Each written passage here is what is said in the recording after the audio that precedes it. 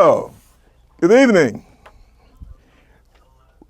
What did I just say? I believe I just said good evening. Well, I will tell you, there is nothing good about this evening. My president has just declared war on me and you. He has just declared war on American citizens. Now, this reminds me of the days when I was a kid. I mean, literally, a kid. Not a little kid, but a kid. I'm talking about the 60s. And yeah, the 60s. We had a few other situations in the very early 70s, but the 60s, that was it. You know, from the 50s, because I believe it was 58 or 57 when Eisenhower had to call out the 101st Airborne. Was it the 101st or the 82nd Airborne? Either way, this is a situation which, you know, his pet dog, his little ugly pet dog, what's his name, Miller, Stephen Miller? You know, the guy whose wife dumped him, left him. She left him and went to work for Elon, but that's another story. I don't really get off on getting into people's personal, marital problems. I've been there, okay? I've been there. But I think in the case of Mr. Miller, from what we have seen of him, I think it's well-deserved, quite frankly. But think about that. Our president, he's threatened to arrest the governor of California. And I got off just a little while ago with my congressman's office. I have, what's his name? Congressman Torres from the Bronx. And I live in his district. And they just told me that they're looking into it. How much they have to look, I don't know, but that's what I was told. I think that we need to have more elected Democrats stand up and speak out. Now, we're doing better. The Democratic Party is doing better at speaking out, but it needs a lot more. I like what Obama did, what he had to say about Trump. And let me say something. I'm 26 years military. Army, Navy, Army National Guard, Army Reserve. And I will tell you, I've never been as ashamed of my country as I am today. Seriously. If somebody from Britain or Germany or France looked me in the face and said, you know, your country is a disgrace, you know what I'm going to tell them? Yeah, so what do you want me to do? Seriously, that's how much this president has dragged our country down the toilet. And those leaders, or what do you call them, those people, media hosts, or people that get on the internet and they get followers and whatnot. Those who are Latino, those who are African American, who were talking about supporting Trump, I really hope they understand that they have betrayed America. They have betrayed the group that they are a part of. And I think to a large extent, and I'm quite sure those of them that have a brain realize that they have betrayed themselves. we have a big thing now, right, in the black internet.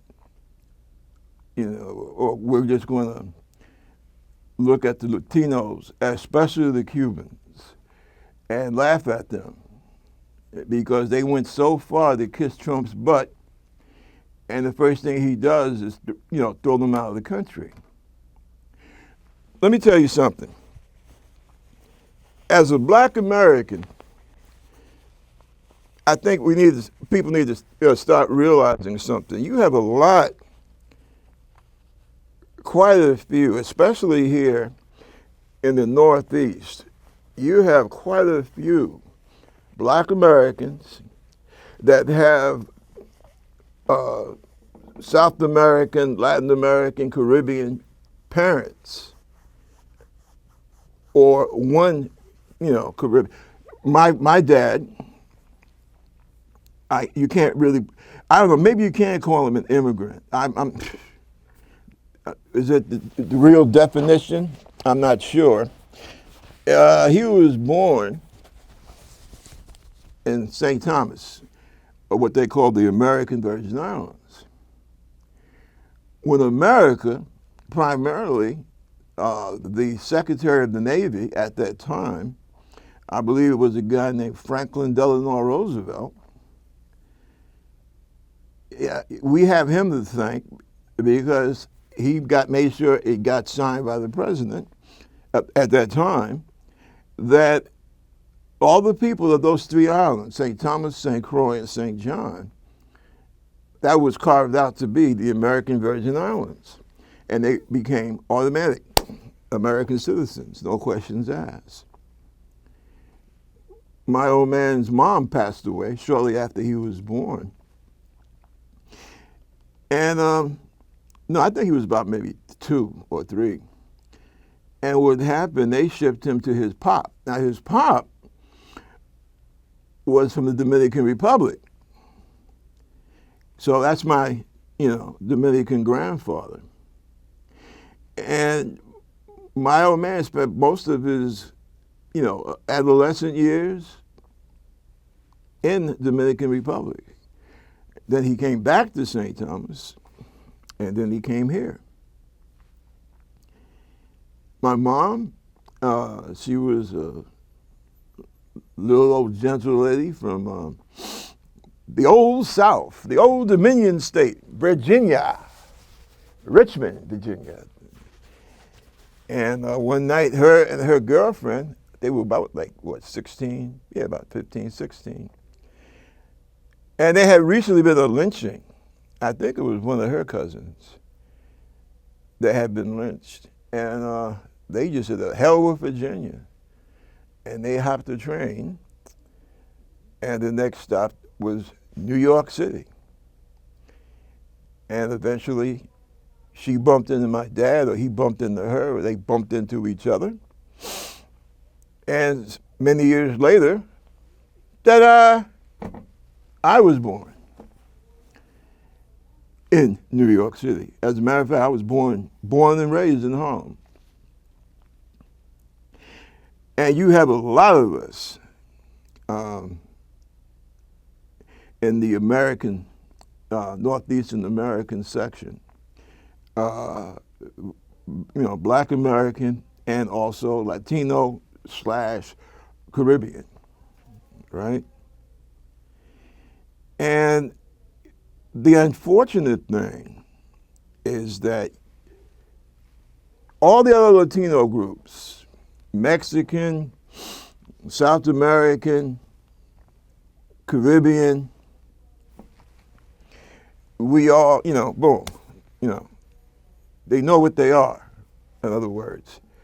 The only problem has been the Cubans. And before you start jumping up and down, listen to what I say. When I say problem, what I'm talking about is that the racists in this country, they felt that they could keep Cubans separate from the rest of the Latino Caribbean groups. And That's one of the things behind the big thing with Castro, right? Because by every right, Castro should have been on our side, not Fidel. Yeah, Fidel should have been on our side, okay? Not Russia. But see, the problem is that American American business people went to Cuba during the Spanish-American War in 1898, and the Cubans thought that they were fighting Spain for their independence, only to find that as soon as the Spanish surrendered, the Americans took over, right? And took over they did.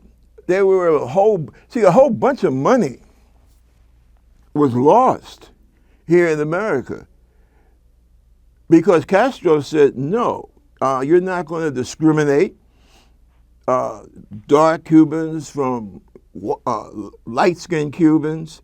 Oh, they played that role heavy. And see, a lot of people wonder, how come West Indians, people from Jamaica, Haiti, Bermuda, Bahamas, and Anguilla, Antigua, all those islands, they love Fidel, okay?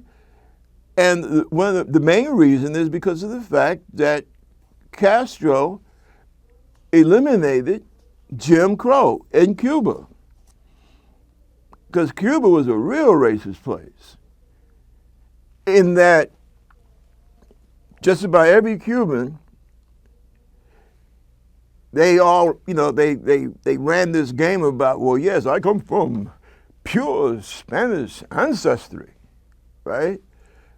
But you follow a light-skinned or white Cuban, follow them home, and go around the back of the house, and you see some old black lady sitting on the porch. And that old black lady is the grandma or the great-grandma, see? So that tells you right there what that was all about. But see, that's what I meant when I said it was always a kind of a problem with Cubans and the rest of the Latino Caribbean community, see? And especially after, 58, 59, because Castro told America, no, we're not giving you back any money because the businesses that you got them off the sweat of the Cuban people. And, you're not going to continue to turn my people into a bunch of whores, you see? And you see what happened. I tell you what, that was a Godfather 2. They show a good example of how it was in Cuba in 58, 50, actually 56, 57, right before Castro finally took over. And that's literally how it was. And Castro put his foot down and said, no, you're not going to do that. Now, I know all about the dictatorship and blah, blah, blah. Well, I have a big problem. I have a big problem with any dictator. But see, I also have a big problem with hypocrisy. America gets in bed, has a great time with dictators when a lot of the business interests feel that that suits us, you see. But what they chose to do, because Castro stood up, they tried to do the same thing to Castro that they did to Haiti. Remember, the real racist in the Western world, they hate Haiti. They can't stand Haiti. Why? Because Haiti, number one, where have you ever read about black folks beating Napoleon? Well, it's true. The slave army of Haiti beat the greatest army at that time, which was Napoleon, right? America shows you how our bad habit of lacking gratitude we forget that there would be no Louisiana Purchase if it wasn't for that black slave army in Haiti. But how many schools teach that? How many people learn that in school, right? That it's thanks to the slave revolt in Haiti that America got that Louisiana Purchase. You know, supposedly the greatest real estate bargain in history, where Jefferson sent, Lewis and Clark to explore. All that territory, that was French, right? Real quick, what happened, Napoleon had his back up against the wall. He had certain European powers were allying with each other to crush him. He needed money, big time. So he talks to Jefferson, right? He said, hey, Tom, guess what? How would you like to increase your new country's territory? Now, previous to this, remember, Louisiana had fell into the hands of Spain, right? What happened then, Napoleon,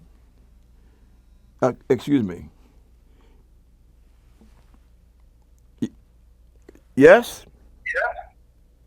Can I help you? Hi. Yeah, looking for a record, please. Listen, I'll have to talk to you later. I'm on the air right now. Okay. Sorry about that. Yeah, what happened, Napoleon took Spain, and once he did that, well, the whole Louisiana territory went back to being French.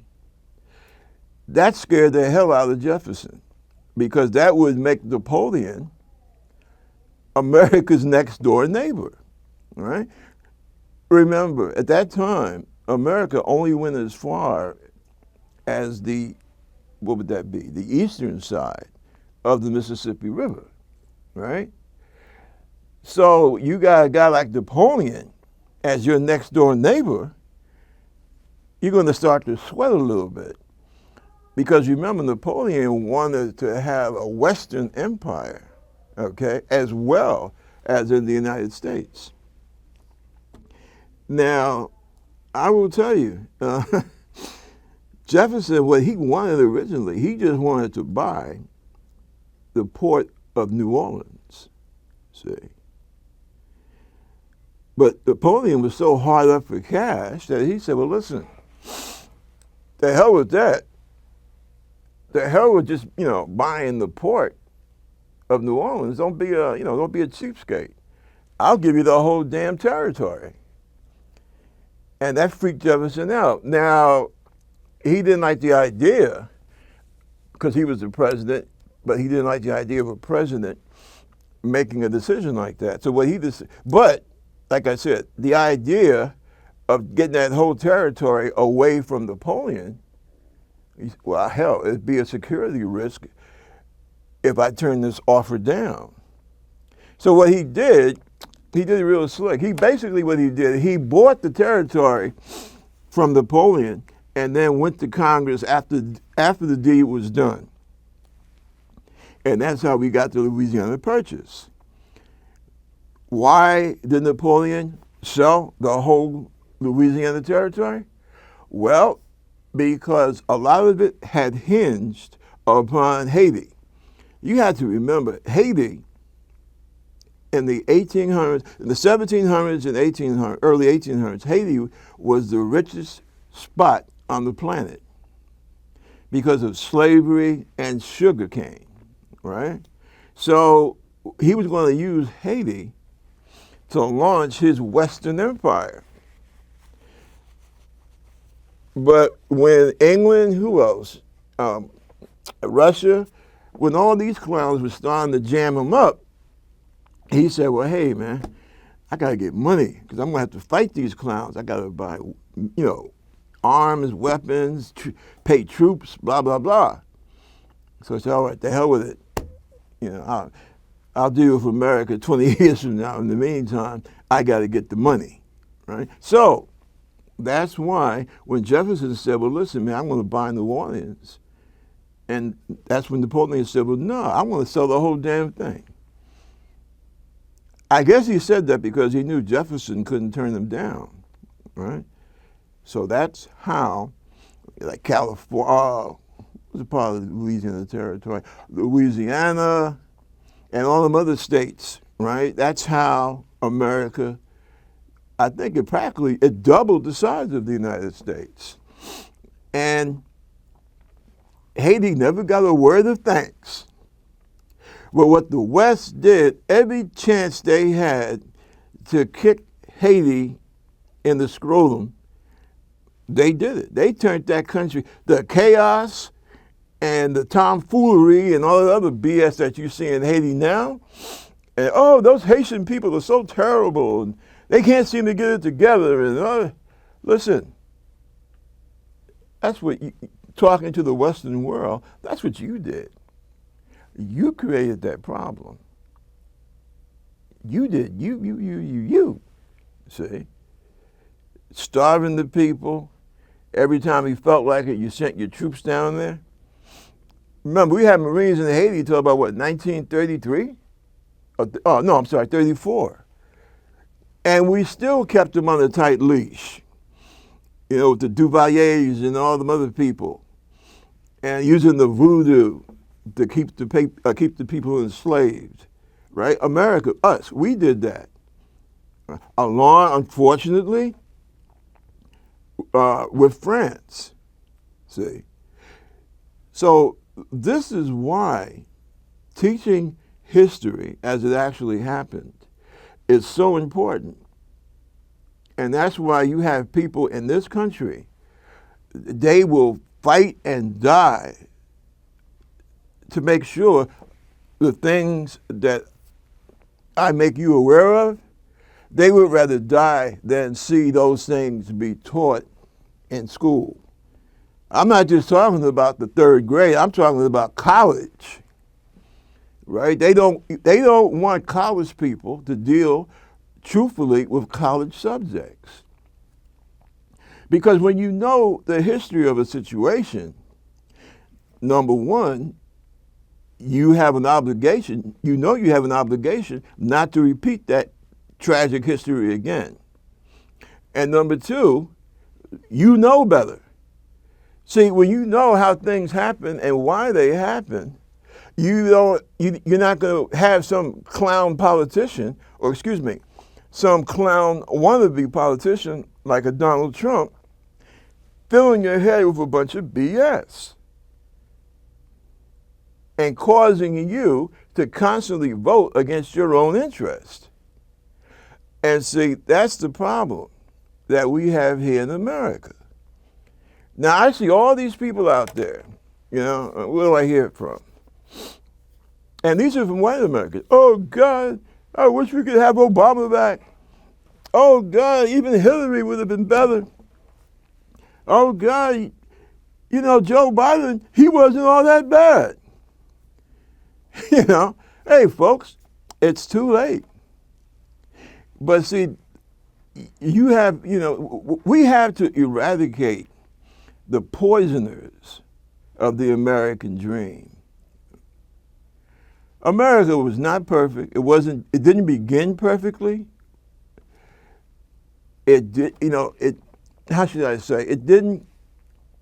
It's not perfect, okay? But it was moving forward with a lot of pain, sometimes 2 steps backwards. But it was moving forward. And what we went from a country that was basically trying to make progress, both domestically and internationally. And we allowed ourselves to put in office an administration that wants to walk backwards. And unfortunately, the vehicle used to take us on this backward, this backward run has been the Democratic Party. And it's really sad because, like I said, I grew up a Republican. And I can tell you, this ain't the Republican Party. This is a party of basically of fascists who were looking for a political home, right? It's hard getting elected governor of the state of Arkansas by saying, well, yes, I'm with the American Nazi Party. So what they do, they started going into the Republican Party with the same Nazi-type ideas, people like Lee Atwater, for example, right? I mean, these people were showing up Nazi. But they have the Republican, they wear the Republican mantle, see? And that's what's happened. You have a bunch of fascists. They run the Department of Defense, they run the White House, except the one that runs the White House, any honest person can look at Donald Trump and see that he is not in his right mind. Donald Trump has not been in his right mind for a long time, a very long time. I've known the family since I was 13 years old, okay? And that was a long time ago, right? But most native New Yorkers, right, we know all about the Trump family. And for somebody, some MAGA clown to say, oh, well, how can you, generalize? How do you know? Well, because thanks to Donald, who cannot resist seeing his face in the newspapers, everything that happened with this guy, we knew about it. There's this cat, I can't think of his name offhand. College professor, he was a newspaper guy. You see him on the internet a great deal. And he will tell you, he has, all the facts.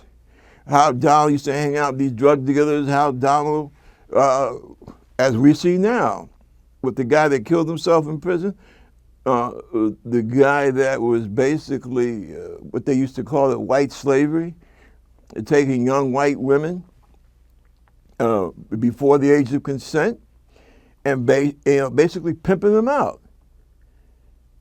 Donald was very close to that guy, all right? And I don't know, these people tell you it was suicide. Yeah. He killed himself right here in downtown, was it Brooklyn or Manhattan, in the federal, lockup. Well, I don't think it was suicide. Now, that's my personal opinion, okay? Because sometimes people do know too much, right? The guy who Trump decided to make the head of the FBI, which is a joke, quite frankly. First, he was demanding what happened to it, all the paperwork. Now he's saying that, well, we got to take our time. I mean, come on, man. Most people know what happened with Donald, right? And see, the type of person, and that's how people, another way people can judge you. What you say about yourself out of your own mouth carries weight, right? Donald Trump is not known for conducting himself as a decent man, okay, as a gentleman. He's just not, right? We all know this. We've seen it, we've heard it, blah, blah, blah. But see,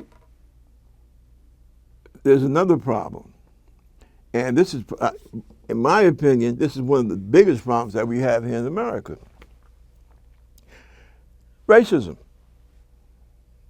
Racism. Real simple. You think that Kamala Harris will be calling out the Marines on demonstrators in L.A.? I don't think so. All right? But, oh my God, no, we can't vote for this black Asian woman. I mean, she was only her local prosecutor.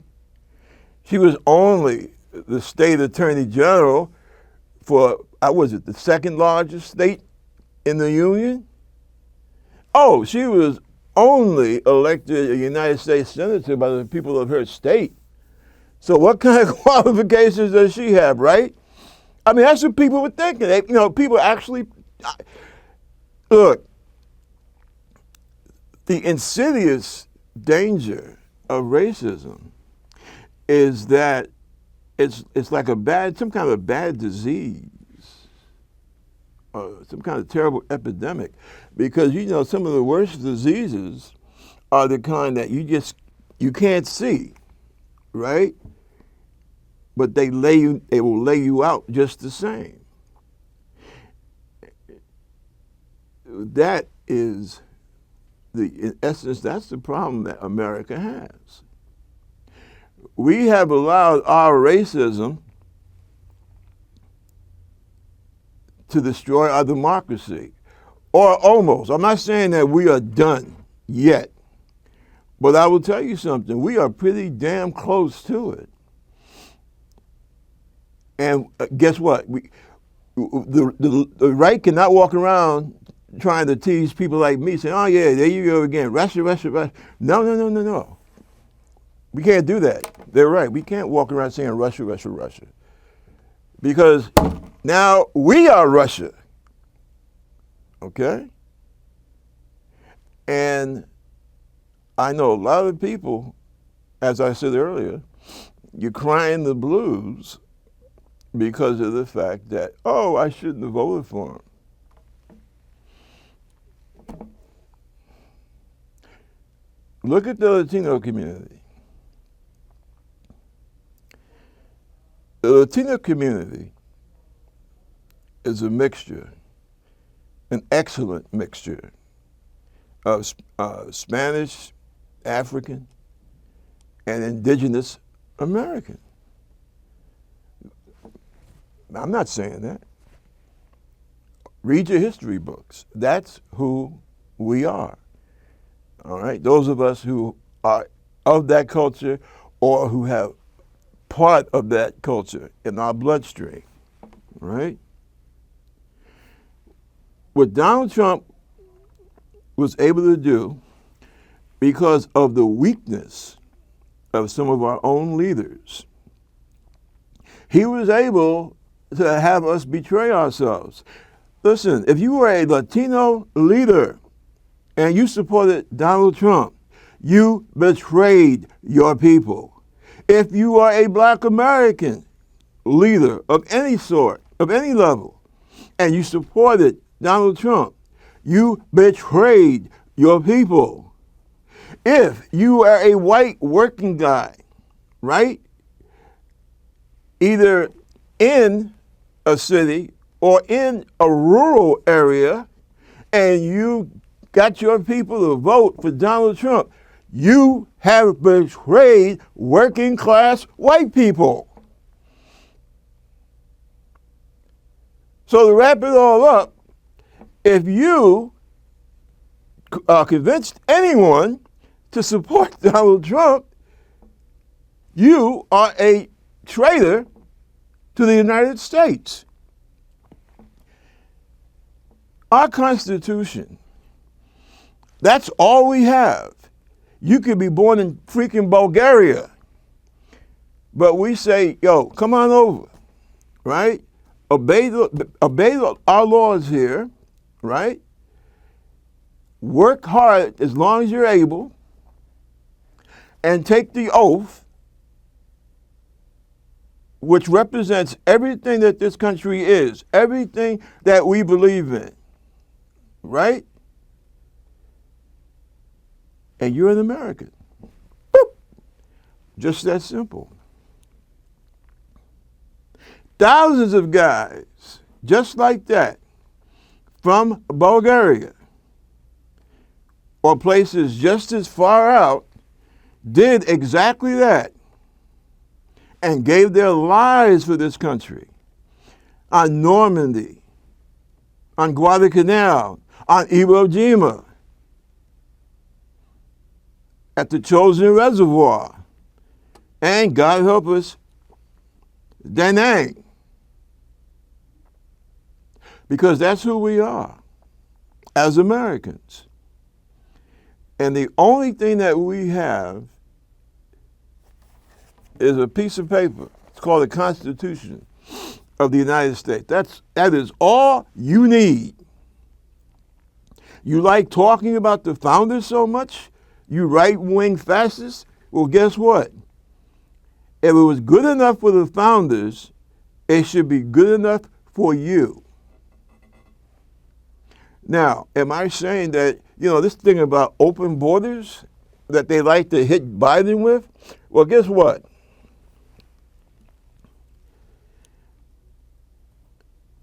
Now, now I'm really putting my neck out there. Besides my creator, I also believe in Star Trek,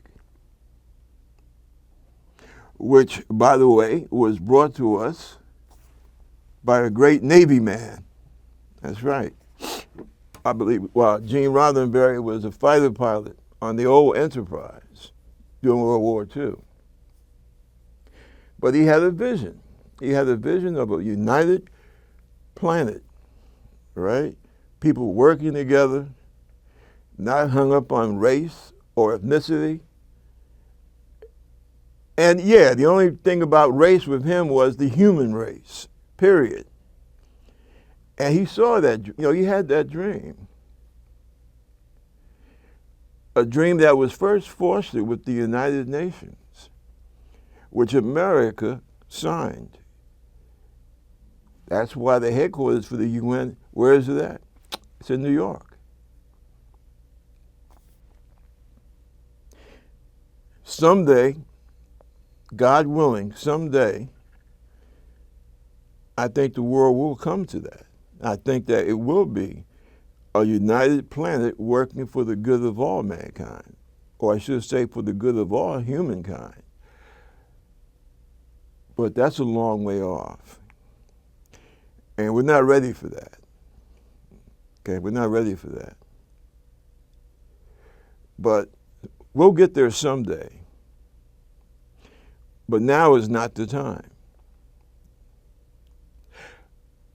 While we still live on this planet with the whole concept of, the nation state.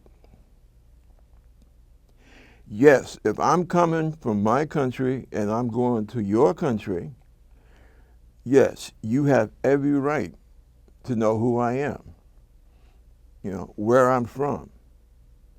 Am I a criminal? Am I a bad person? Do I mean your country harm? Yes, you have the right. All nations have the right to do that, to protect themselves. We have not reached the United Federation of Planets yet. We ain't there, okay? So yes, there has to be some type of immigration control. It should be fair, right? It should be competent, right? It should, it should function for the benefit of both the people who are coming into the country and the people who already live in the country. And that's fine, right? That's a good idea, Or as the kids would say, yeah, that's cool. Yeah, that's how it should be. At this time in world history, yeah, every country needs to have some kind of immigration set up. As I said, just to know who the hell's coming in and what their intentions are. You might want to come over to build a business. You might want to come as a tourist. You might want to come because, you might find that you might think that their university is really cool. You might want to get married to a girl from the country, from the country you're going into. All those are excellent reasons. Excellent reasons. You know, we got to get away somehow from this idea that we always have to fear each other. But by the same token, trying to stop people from being terrified of each other doesn't mean that you have to be stupid. Okay? Also, keep in mind the fact that America is not and never has been a homogeneous country. The colonizers who came here, they didn't come to some empty desert spot. There were people living here. Now, whether or not you felt their way of living was cool, that's another story. But it was their way of living. They were here. Okay? And that's what really bugs me about this whole anti-immigrant thing. I'm a what they call people like me, a fallen Catholic. All right?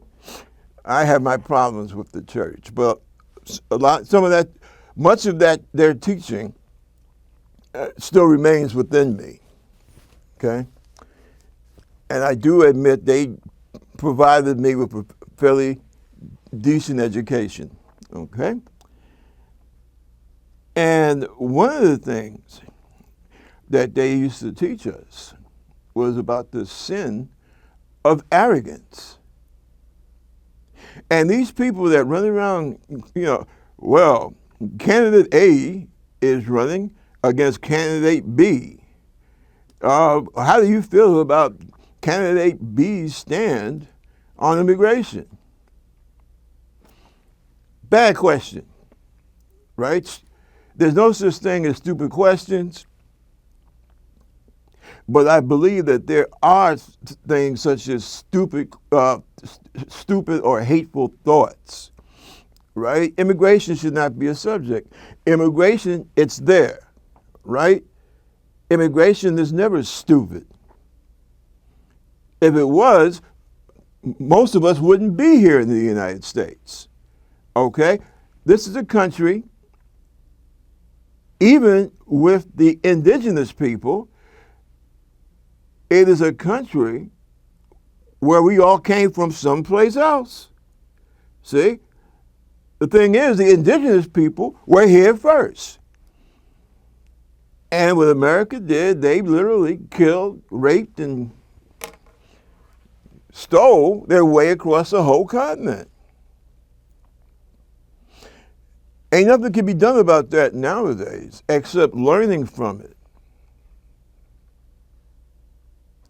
So this whole thing about immigration being a big issue in an American presidential campaigns, I think it's disgusting. Because what you're doing is you're showing your arrogance. You're saying that you are a better human being than that guy over there because of the simple fact that you happen to be born here. And that's arrogance, right? God created us all equal. If not in ability, at least in the right to walk the earth as free people. So when you sit up there and you make all these cracks about immigrants, you're showing God and you're showing the rest of the world what a big, arrogant phony you really are here in the United States. How dare you? Just because of the fact that your great-great-great-grandfather came over here and slaughtered a bunch of Native Americans, that does not make you a better person. Okay? You are here. All right? A whole lot of stuff happened in the history of this place before you got here. So for you to set yourself up on some kind of pedestal and say you're better than somebody who's just coming in, basically trying to do the same damn thing that your great-great-great-great-grandpappy and grandmammy did, yeah, that's arrogance, right? Now, if you got some clown that, he comes from somewhere else and, he's wanted for capital murder 10 times over and running white slavery for underage women, no, of course you don't want him in your country. He's a bad person. We have enough problems with our own bad people. We don't have to import bad people. But see, the thing about the whole matter is that was never the issue. That was never the issue. Just like Pope Francis said, it was never the issue. Look, this idea that, you have two categories of human beings, Americans or American citizens and immigrants / illegal. That is such bullshit. It goes right with that other bullshit argument about, oh, I don't care if they're Mexican or South American or Caribbean, as long as they get here, come here legally. Okay, all right. For right now, for the sake of argument, I'll go with that. I'll go you for that one. Okay, yeah, let them. They got to be, they got to be legal, right? If that's the case, what you're telling me, or what you're trying to say to me, is that Caucasian people from, Western Europe, Eastern Europe, shout out to my friends in Canada, you are saying that you're saying that you're perfect, right? Because you say that the thing about immigrants that bothers you is the fact that you just want them to be legal. Well, okay, cool.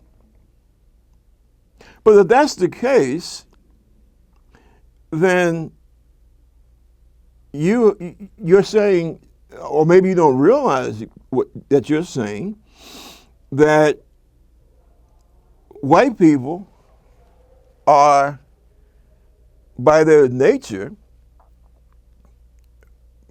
perfect people. Now, you're saying, well, damn, Robert, why are you saying that? Nobody's perfect. We're not saying anyone's perfect. Oh, yes, you are. Yes, you are. And I'll tell you how you're doing it, too. To show you how it's being done. I don't see no busloads of Eastern Europeans or Western Europeans or Canadians, right, having their churches, having their homes, their community centers where they work at. I don't see them being picked up and thrown in the buses or in the concentration camps. I only see black and brown people. So you're telling me that the white people are the only ones obeying the law, right? And coming in here with all the proper documentation and blah, blah, blah, right? Well, now you know and I know that's bullshit, All human beings fall, black, white, red, brown, yellow. But it just seems that when we say immigrants in this country, we're talking about dark-skinned people, right? Why is that? Why is that? Now, I think that the whole legal immigration argument, that's just a cover, right? That's a cover for saying that you are afraid of dark people coming into the country. And again, you show your hypocrisy. And I would say to America And I'm not trying to be nasty here. Let's see something right quick here. Let's see something. Okay, hold on a second here.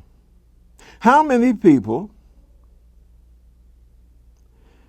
in the world are people of color? Well, let's see here. LD.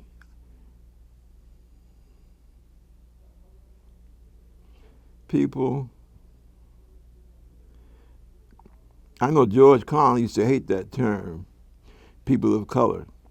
I agree with him, but I can't think. What else are you going to what else are you going to say? Somebody has a better term. Okay, what percentage of the world is people of color? 85% of the global population is made up of African, Asian, Latin American, or mixed heritage. And they constitute 85% of the global population. Now,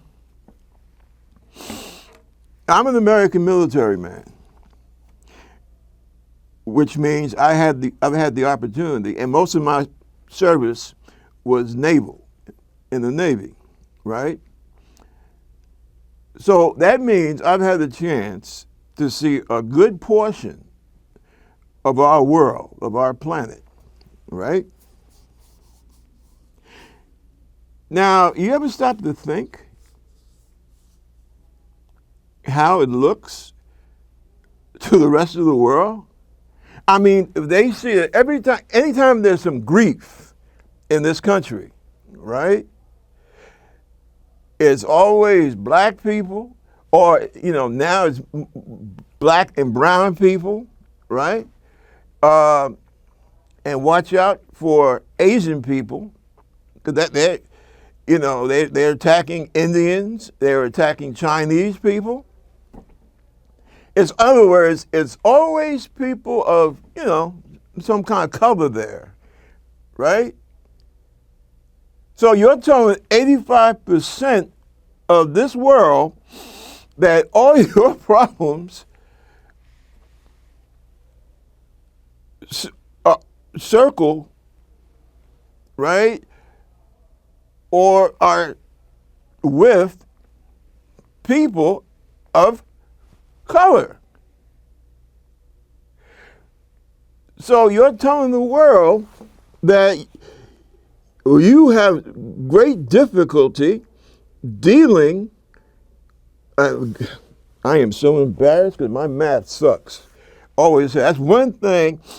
That's one thing Catholic school screwed me up on, and that's because I was such a tender type of child that I used to When I was a little kid, I was the one that always got teased a lot, right? And I would be so embarrassed because of the fact I would make a mistake in arithmetic and math that it just kind of, I don't know. You know how sometimes things that when you're a kid, it's like people who are afraid of dogs, right? You get bit by, you see a dog and you almost get bit by it, and you grow up and you don't like dogs, right? Well, that's how I am with math. But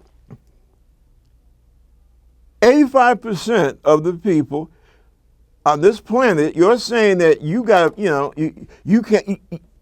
you're always having beef with, right? It's either a black person or a brown person, a Latino person, Asian person. That's 85% of the world's population. And nowadays we're talking, what's the big thing we're talking about? Besides Elon Musk, what's the big thing, right? I mean, I was getting ready to say that really is going to determine if we're going to have food on the dinner table. But I have to stop myself there because, Elon Musk is also a part of that. But seriously, the biggest thing right now everybody's talking about, is the tariffs, right? And raw materials. Now, most of the stuff, right? Yeah, I said stuff. Most of the stuff that we need to maintain some kind of quality of life, some kind of modern quality of life, right? Most of that shit comes from the 85% of the world, right? You have to do business. You know, you got to get raw material from them. You have to have some, sort of treaties with them, right? Why do you think, or why would you think that you're going to be able to piss on 85% of the planet's population and continue in these modern times, right? This is not we're not living in the days of sale anymore, right? We make nations and people make their wishes and desires known in seconds, in milliseconds, right?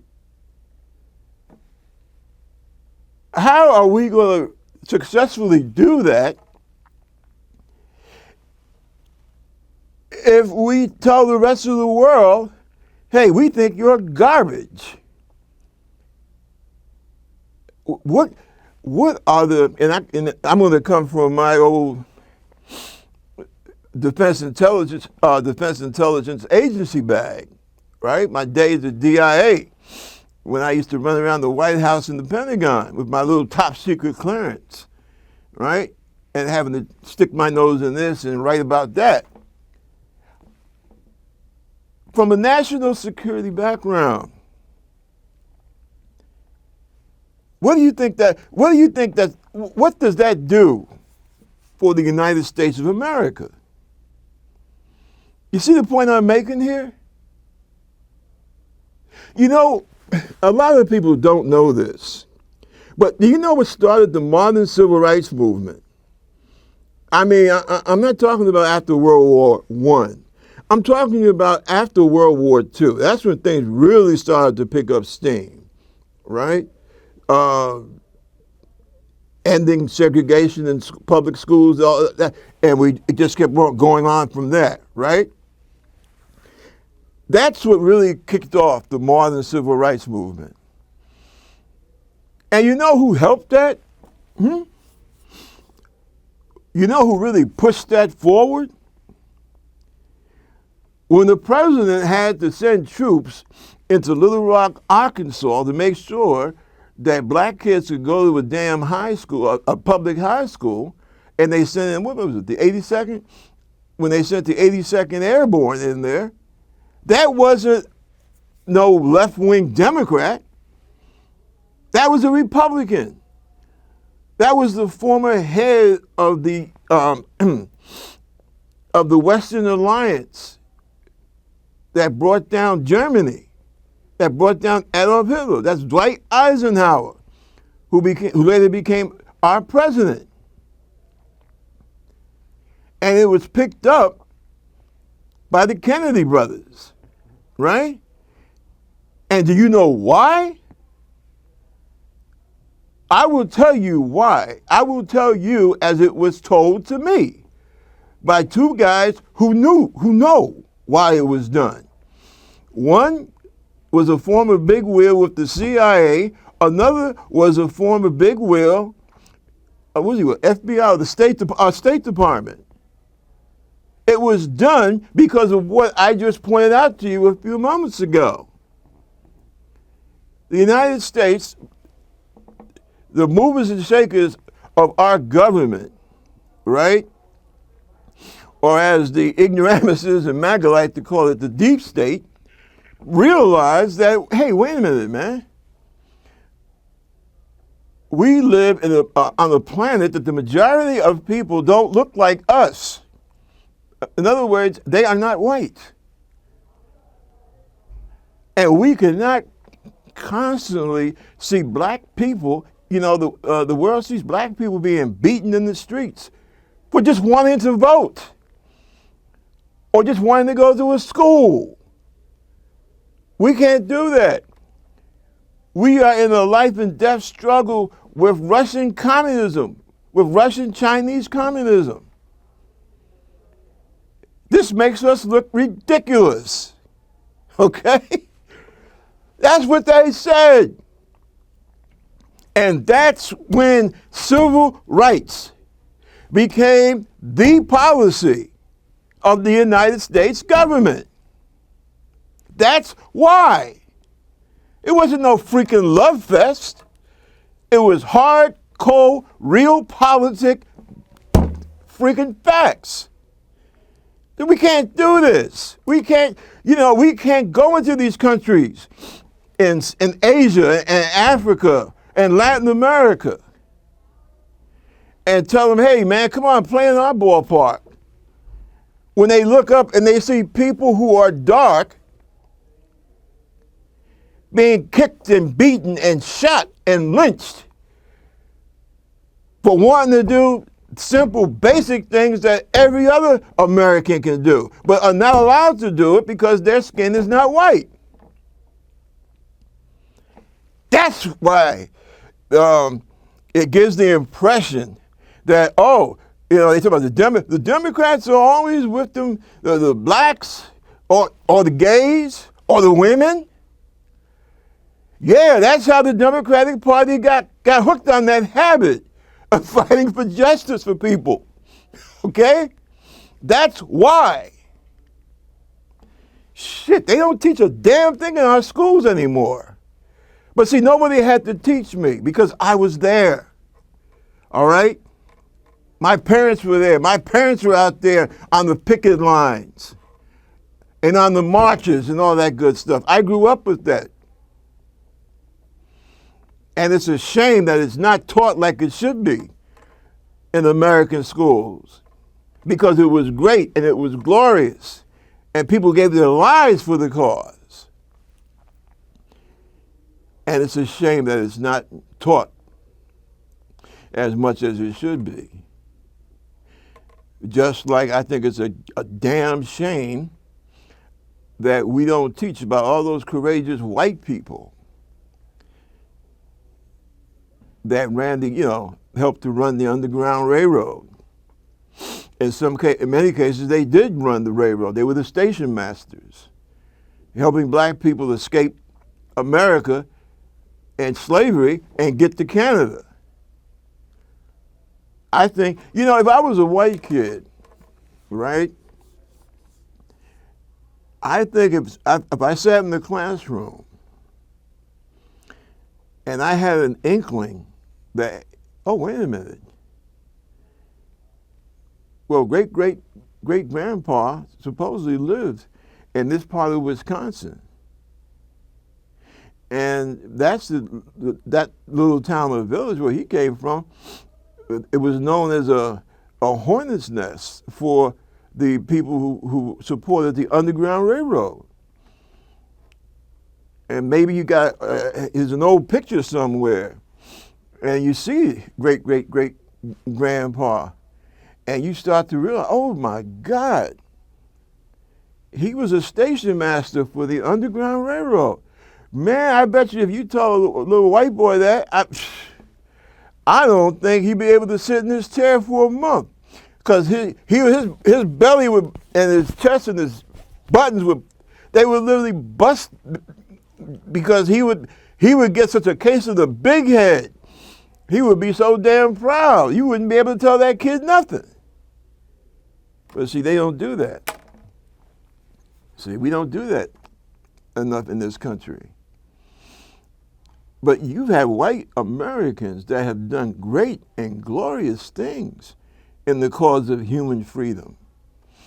And not just for black folks, for Latinos, for Native Americans, indigenous people, right? For Asians. But we don't teach that. Why? Why don't we teach that?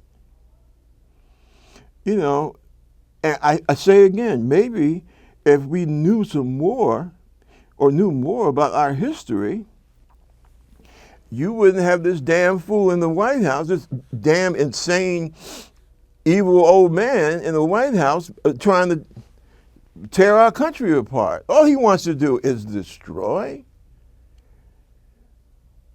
And you white rural folks out there, you should be ashamed of yourselves. Now, I'm saying that to you. You should be ashamed. How could you? How could you ever vote? And I'm talking about within the last 25 years. How could you ever vote Republican? And I come from a Republican family, as I said earlier. Because these are the people, this is why you have to travel 30 miles to a hospital. This is why you don't have any doctors in your area. Because you keep voting for people that they kill the bills to bring that kind of stuff in there. You know? You know, I don't know. I don't, here we go. I don't know if we're going to make it as the United States of America. At this point in time, I honestly don't know. I know we can't ever go back to the, you know, talk about, gee, if we could just get back to the way it used to. No, because that's not good either. I don't know. I think it's just like Ben Franklin said to that woman when she asked, what have you given us, a democracy or a monarchy? And what did Ben tell her? Gave you a democracy, ma'am, if you can keep it.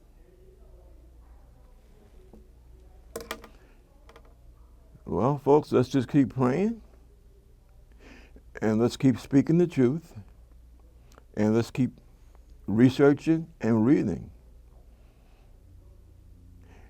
And we have elections coming up this year and next. Let's fight to keep those elections, number one. And number two, let's make sure that we are going to elect people that give a damn about us. But we've had too many, and I say that both for Republicans and Democrats. We have had too many people who get elected to office and they only look out for themselves and for their donors. And that's another one of the reasons why the country's in the shape that it's in. We're getting ready to fall apart. The question is, are we going to be strong enough to pick up the pieces? Listen, thank you very much for your time. May he who created the day and the night watch over you. And may you watch out for each other. Next week, same time, same place.